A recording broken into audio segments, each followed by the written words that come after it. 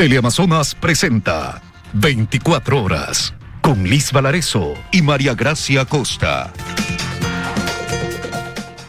¿Qué tal, amigos? Buenas tardes, bienvenidos a 24 horas. Un médico ecuatoriano residente en Estados Unidos recibió la vacuna de Pfizer contra el coronavirus. Él ya está en la lista para recibir la segunda dosis en las próximas semanas. Hola, María Gracia, ¿cómo estás? Buenas tardes. ¿Qué tal? ¿Cómo estás, Liz? Amigos, muy buenas tardes. De esta manera se convirtió en el primer ecuatoriano en ser vacunado para el COVID-19. Él nos cuenta su experiencia con este tema. Empezamos.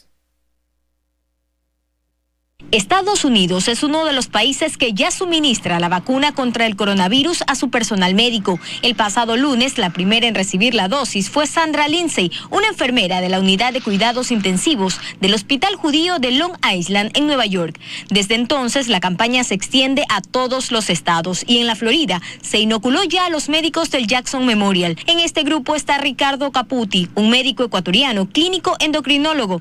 Como te imaginarás, Joana, fue una celebración en todo el hospital. Nos habían enviado correos electrónicos hace algunas semanas, pero obviamente estábamos un poco escépticos hasta que no veamos la vacuna físicamente aquí. Y de un día para otro nos llegó un correo para registrarnos para recibir la vacuna y llegó aquí el día lunes de esta semana, y el día martes uno hace una fila. Yo estuve 10 minutos antes. Caputi nos cuenta más de su experiencia. A la hora fijada para la vacunación, ingresó primero a una habitación donde se le consultó sus alergias y luego fue llevado al cuarto de vacunación. Sabes que la vacuna es exactamente igual a la vacuna de la influenza, que es el flu shot. Es finita, pequeña, sientes un pequeño pinchazo. Sabes que sí sientes un poco de un líquido, pero no sentí que estaba a ninguna temperatura fría, como yo me imaginé. Como sabrás, estas vacunas se tienen que mantener a menos 70 grados centígrados y pensé que iba a estar frío, pero en realidad lo sentí a temperatura ambiente. Y si hubo dolor después de la inyección, esto fue lo que nos dijo. En ese momento no sentí nada de dolor. Lo que sentí fue después de 5 a 6 horas, sí empecé a sentir un poco de adormecimiento y un poco de molestia, le llamaría yo. Tanto dolor en el brazo izquierdo. Y eso me duró, yo diría, unas 24 horas. Tras recibir la primera dosis, llenaron su cartilla de vacunación y debió esperar entre 15 y 20 minutos en observación. Solo para asegurarse que no tengan ninguna reacción alérgica severa, en el caso de que necesite alguna intervención médica. La vacuna de Pfizer requiere de 2 dosis, por lo que él ya está en la lista para recibir la segunda vacuna en las próximas semanas. La verdad, al comienzo sí estaba un poco con ansiedad, porque pensé que me iba a dar quizás alguna reacción alérgica, pero hasta ahora han pasado 48 horas y me he sentido excelente. Solamente un poquito de dolor en el brazo izquierdo, que es normal con cualquier vacuna, pero nada del otro mundo. Joana Ramos, 24 horas.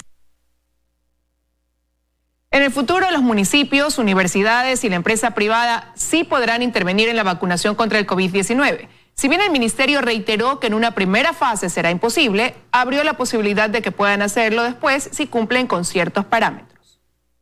Ya lo sabemos, la vacuna será gratuita, distribuida y aplicada por el Estado, al menos en las primeras fases, pues la posibilidad de que la empresa privada, municipios y universidades intervengan en el futuro no está del todo cerrada. Yo creo que en un momento sucesivo se debe dar la oportunidad de enmendar eso para dar la oportunidad a la empresa privada, a las universidades, a los mismos GATS, a las alcaldías, de poder utilizar la vacuna, siempre y cuando, y ahí viene el tema de seguridad, se cumplan todos los requisitos de cadena de frío, de capacitación, de que la bodega esté monitorizada, etcétera, etcétera. El ministro Ceballos no quiso ahondar en el tema, pues al momento no es una realidad, solo una posibilidad.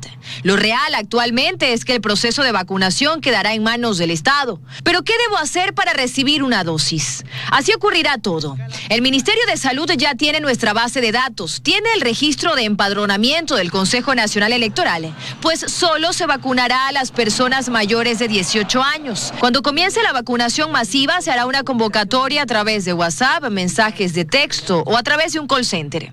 También la población deberá llenar una encuesta, es decir, contestar preguntas sobre si, por ejemplo, tiene algún tipo de alergia, está embarazada o ha tenido COVID. Es decir, el propio ciudadano proporcionará esta información. Finalmente, el candidato escogido para vacunarse recibirá un mensaje para agendar su cita, para lo que se usará el número 171 o la aplicación telefónica que se desarrolló para notificar sobre los contagios de COVID. Una vez que se tiene eso, entonces ahí le va a decir usted califica o no califica, porque si usted contestó a esa pregunta, a eso me refiero con historia clínica, de que ha tenido el PCR, le van a decir no puede vacunarse. Es importante saber que no podrán vacunarse personas con trastornos de coagulación o que estén recibiendo tratamientos anticoagulantes. Tampoco mujeres embarazadas, quienes tengan alergias graves, quienes ya se hayan contagiado de COVID, personas inmunodeprimidas, es decir, que estén atravesando por algún tipo de tratamiento oncológico, y menores de 18 años. Si bien la primera vacuna se pondrá en enero,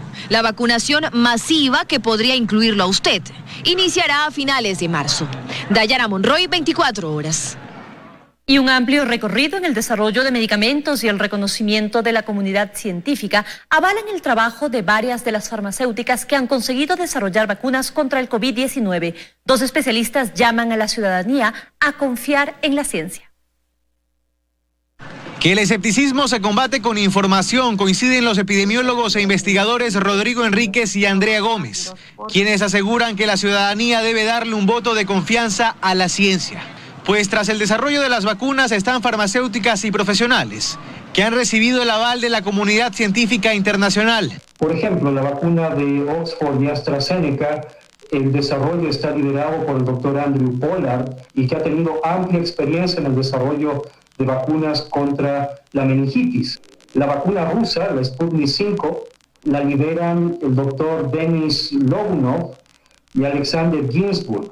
Y ellos tienen experiencia desarrollando vacunas para el ébola, para el MERS. Que haya quienes les resulta extraño el tiempo relativamente rápido en el que se han aprobado algunas vacunas.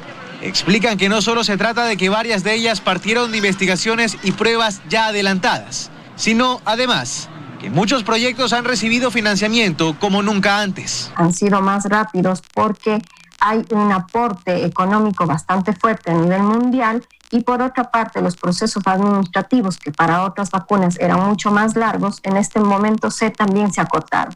Y para evitar que el temor infundado se siga propagando, creen que hay que reemplazar las noticias de redes sociales por bibliografía científica y reportes especializados. Para nosotros que estamos en parte de la academia, de la ciencia, un voto de confianza es cuando se publica en una revista científica, por una parte, y cuando se publican los análisis por parte de las autoridades sanitarias. Con dicha información se evitan extremos, cree Enríquez, en referencia a quienes desconfían de la vacuna. Y en la otra orilla, aquellos que creen que con el inicio de las campañas de inmunización ya no hay peligro. Y recién empezamos 2 capítulos más que nos faltan, que son la autorización para su uso en los diferentes países y la vigilancia del efecto de las vacunas en la población. En Guayaquil, Carlos Acoto, 24 horas. La vacunación contra el coronavirus arrancará en la Unión Europea el próximo 27 de diciembre, siempre que la Agencia Europea del Medicamento apruebe el prototipo de las farmacéuticas Pfizer, BioNTech este lunes. Es el momento de Europa. El 27, 28 y 29 de diciembre empezará la vacunación de la Unión Europea. Protegemos a nuestros ciudadanos primero. Con este anuncio a través de su cuenta de Twitter, la presidenta de la Comisión Europea, Ursula von der Leyen, anunció las fechas en las que los países europeos empezarán a vacunar. Esta decisión se da tras el inicio de las campañas de vacunación en el Reino Unido y Estados Unidos y por la presión de los gobiernos europeos para que las autoridades aceleren y den luz verde a la entrega de las vacunas de la farmacéutica Pfizer y BioNTech, desarrolladas precisamente en gran parte a la investigación en suelo europeo, concretamente en Alemania. Ni Londres ni Washington han completado todavía el proceso de autorización, pero han permitido un uso de emergencia basándose en la información ya disponible sobre el medicamento. Tras la aprobación de la AMA y Bruselas, la siguiente fase será la distribución de las inyecciones. La Comisión, en nombre de los estados de la Unión Europea, firmó un contrato con BioNTech para reservar 200 millones de dosis con opción de comprar otras 100 millones de vacunas. Por su parte, la portavoz sanitaria del gobierno de los Países Bajos indicó que en ese país la vacunación no empezará sino hasta enero y descartó que la campaña empiece en diciembre. Mientras que en la unidad de ensayos clínicos de la Fundación Lucha contra el SIDA y las enfermedades infecciosas en España ya empezaron a administrar la vacuna contra el COVID-19 de la compañía Janssen para un estudio que determinará si es capaz de prevenir la enfermedad. En el marco del ensayo clínico Ensemble 2, la Fundación junto al Hospital Universitario Germán Trías Pujol ha iniciado el primer estudio de fase 3 de vacuna que se realiza en el Estado español. Carla Cerón, 24 horas. Con actividades restringidas impuestas por la pandemia, Cuenca se presta a despedir el 2020. El pase del niño viajero es una de las actividades más grandes de la ciudad, pero se suspendió este año. Iván Rodríguez informa. El turismo religioso es una de las principales actividades en Cuenca para finalizar el año. Sin embargo, debido a la pandemia, eventos como el Gran Pase del Niño Viajero, que anualmente convocan a miles de personas, este año no se realizará. Eventos de gran magnitud también han sido suspendidos ya. Ustedes recordarán una de las tradiciones más grandes que, de acuerdo a los datos que se han ido levantando en el transcurso de los años, el Pase del Niño, ha movilizado poco más allá de 120,000 personas y eso sin duda en las condiciones en las que nos encontramos es imposible desarrollarlo. Hoy en una reunión en el Consejo de Seguridad se estaba definiendo una nueva modalidad para un recorrido que sería únicamente la imagen en un vehículo. A pesar de las restricciones, existe un sinnúmero de actividades que puede cumplir en la Atenas del Ecuador, como visitar sus museos, sus iglesias, caminar por sus calles, comprar artesanías y sobre todo sacarse fotografías con el árbol de Navidad más grande del país.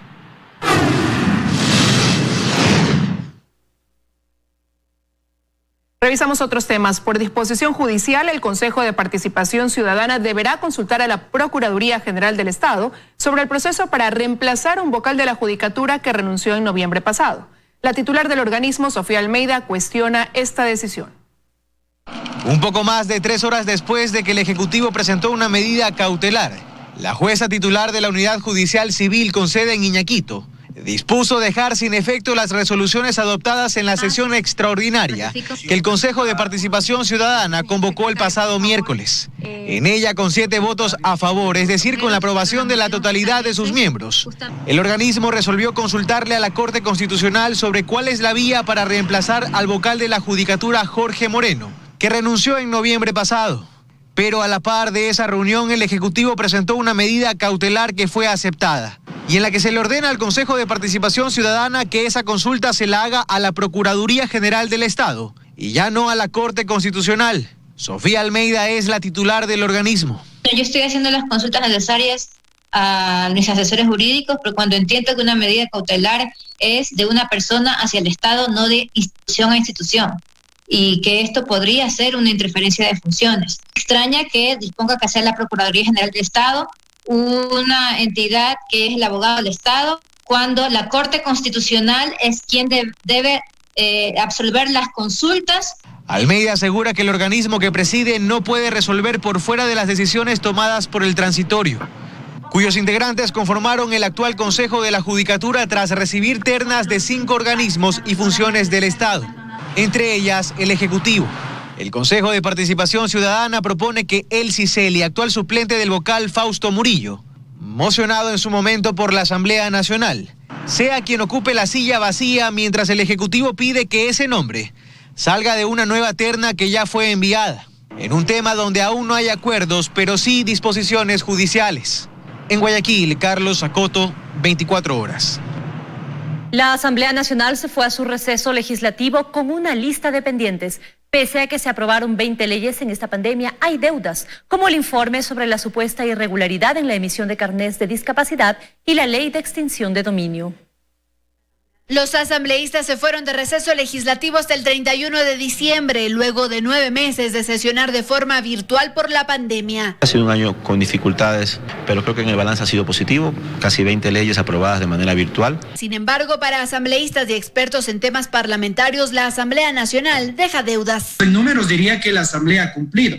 ¿El punto cuál es? la calidad de esas leyes. Si es que algo nos debió la Asamblea Nacional en materia de legislación, fue una agenda legislativa. Entre las leyes pendientes están, por ejemplo, las reformas a la ley de tránsito, la ley de deporte, las reformas parciales a la Constitución, el Código de Seguridad, la ley de protección de datos y la ley de extinción de dominio. Esta última que únicamente falta su votación y que Litardo ha dejado la puerta abierta para una posible reunión extraordinaria. Sin embargo, aún es incierto. Temas con los cuales debe iniciar el 2021 el trabajo legislativo y separados del tema electoral. La deuda también abarca los temas de fiscalización, los que para los asambleístas se ha quedado a un lado, pues no se puso en la agenda el informe sobre los carnés de discapacidad que está listo desde octubre. La ciudadanía necesita respuestas a esos temas.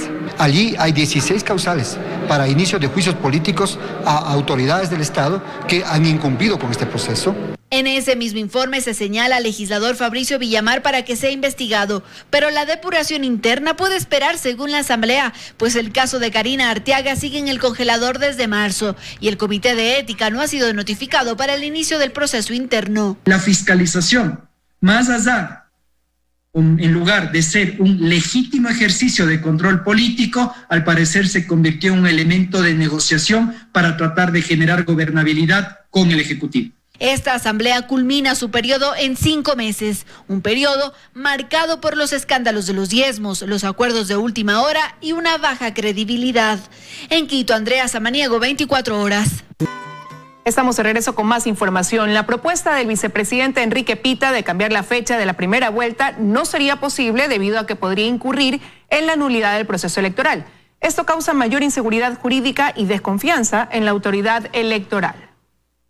Fue el vicepresidente del Consejo Nacional Electoral, Enrique Pita, quien habló de la posibilidad de cambiar la fecha de la primera vuelta electoral, aun cuando la presidenta había dicho que no era factible. En un supuesto caso, mover la primera vuelta en 1 semana o en 2 semanas. Le voy a pedir al señor vicepresidente que lea atentamente lo que dice el artículo 143 de la ley electoral, que puntualmente dice: se declarará la nulidad de las votaciones en los siguientes casos. Primero, si se hubieran realizado en un día y hora distintos al señalado en la convocatoria. Así explican expertos electorales que pretender cambiar la fecha sería ilegal e inconstitucional. Porque podríamos caer en causales de nulidad de elecciones y de votaciones. Usted tiene la presidenta que un día dice que no hay cómo cambiar las fechas de elecciones y tiene al vicepresidente al otro día diciendo que no, que él sí ve viable que se puedan cambiar las fechas de elecciones. Entonces no se puede hablar ligeramente así. Y además, de acuerdo con Medardo Oleas, no se trata únicamente de hacer un cambio en la convocatoria a elecciones. Tendrían que dejar sin efecto eso, tendrían que cambiar todo el calendario electoral. Y entonces estamos ante un hecho inaudito, inédito, generado simplemente para favorecer a ciertos actores políticos, y eso no lo podemos aceptar. Esto, dice Daniel González, causa inseguridad jurídica y más desconfianza en el proceso. La ley establece una sola convocatoria. Esa convocatoria ya ha generado derechos a organizaciones políticas y nos ha generado también derechos a los ciudadanos para ir a sufragar el 7 de febrero. Sobre esa fecha hay un sinnúmero de parámetros administrativos y legales y constitucionales. Se ha mencionado en varias ocasiones que las fechas escritas en piedra son la posesión de asambleístas el 14 de mayo y la posesión de presidente y vicepresidente el 24 de mayo. Sin embargo, una vez realizada la convocatoria, modificar otras fechas del calendario, ratifican los expertos, sería inconstitucional. En Quito, María Gracia Acosta, 24 horas. Y ciudadanos que conformaron un observatorio electoral ven con preocupación la inseguridad y desconfianza que genera la pugna entre el Consejo Nacional Electoral y el Tribunal Contencioso Electoral. Los integrantes de esta iniciativa ciudadana, el Observatorio Ciudadano de Control Electoral, pidieron prestado el auditorio de la democracia del Consejo Nacional Electoral. Y desde ahí dicen, velarán por el cumplimiento democrático del proceso electoral. Existen un sinnúmero de problemas que están ahí latentes y creo que se tiene que analizarlos con madurez. El observatorio va a proceder de esta manera.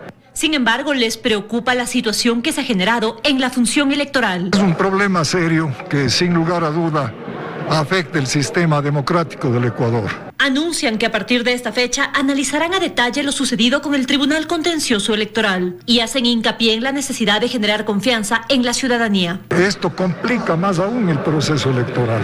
Cada uno de los temas que sean planteados a nivel nacional y que preocupan a la ciudadanía tendrán que necesariamente ser analizados por este observatorio. Lo que les preocupa también es el incumplimiento de las fechas del calendario electoral. Los plazos son terminantes, porque si se señala una fecha y pasa esa fecha, pues no hay nada que hacer, tiene que respetarse. Sin embargo, aquí nadie hace caso de esto y de allí las dificultades y problemas en los que nos encontramos. ¿Ha habido entonces un irrespeto al calendario electoral por parte de este Consejo? Bueno, precisamente son las pugnas las que conducen a que se presenten todo este tipo de dificultades. La maniobra de confusión y caos proviene nada menos que de la Constitución del 2008. Y mientras ellos se prestan a observar el proceso, continúa la pugna de poderes entre el Consejo Nacional Electoral y el Tribunal Contencioso Electoral. En Quito, María Gracia Acosta, 24 horas. Se declara en abandono el pedido de apelación de la prisión preventiva que habían presentado 3 de los investigados por el presunto peculado cometido en el Hospital Teodoro Maldonado Carbo del IES en Guayaquil. Otra causa penal sin sentencia. Luisa María Heredia informa. La Sala Penal de la Corte Provincial de Justicia del Guayas declaró en abandono el pedido de apelación a la prisión preventiva de Cristina Aguilar Rodríguez, quien trabajó en las dependencias administrativas del Instituto Ecuatoriano de Seguridad Social y del Hospital Teodoro Maldonado Carbo, de José Llerena Candela, accionista de una empresa dedicada a la venta de desinfectantes cuyo nombre aparece en los convenios con sobreprecios del Teodoro Maldonado. De hecho, su familia obtuvo 46 contratos por más de $7 millones en esa casa de salud. Y de Jorge Enríquez, quien fue jefe de la unidad de contratación del hospital y estuvo vinculado a la actividad legislativa del partido político Fuerza Ecuador. La decisión de la Sala Penal se debe a la ausencia de los abogados defensores. A Cristina Aguilar Rodríguez, José Llerena Candela y Jorge Enríquez, al igual que a Luis Jairala Zunino, exgerente del Teodoro Maldonado Carbo, la Fiscalía los investiga por un presunto delito de peculado en compra de insumos médicos. El monto es $3 millones. En septiembre pasado, la jueza Marcela Ortega les dictó prisión preventiva y enajenación de bienes a los 4, pero por temas de salud, luego a Luis Jairala Zunino se le dio arresto domiciliario. Zunino además está siendo investigado por otros 2 delitos, asociación ilícita y delincuencia organizada, causas que continúan en proceso sin sentencia y ni siquiera en etapa de juicio.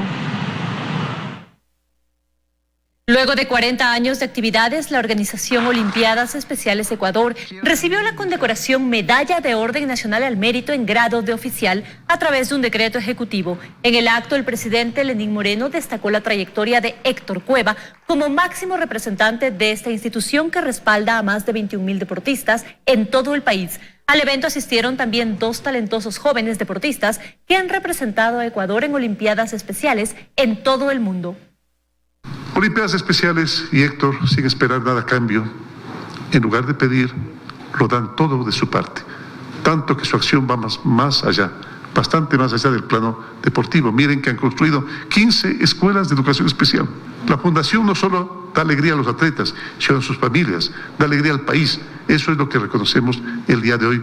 Gracias a los atletas, que es la parte más importante de este proyecto. Hace 41 años, un grupo de ecuatorianos empezamos un proyecto deportivo hermoso y grande. No existían en el Ecuador personas con discapacidad. Lamentablemente se les escondía, sin generalizar.